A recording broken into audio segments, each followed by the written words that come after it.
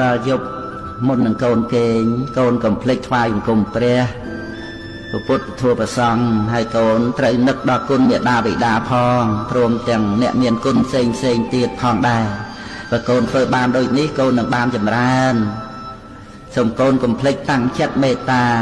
ដល់សពសត្វទាំងឡាយពាក្យចាស់លោកថាប្រាស់ខ្លួនដេកទៅកុំដេកទទេ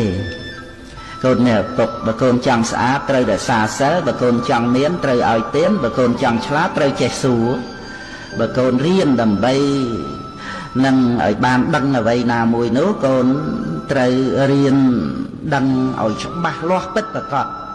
កូនមានឪពុករៀនដឹងដើម្បីជួយខ្លួនឯងគឺដើម្បីមានខ្លួនឯងជាទីពឹង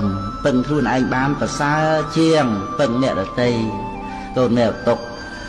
សុភាសិតបានពោលទុកថា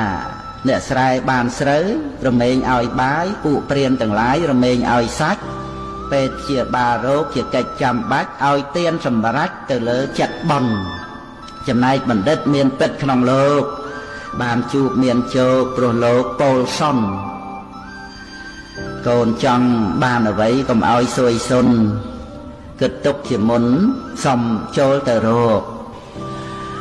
ពោលសុនសន្តរកថាពោលល្អចា៎ណាគឺធម្មទានឈ្នះអស់ទានទាំងពួង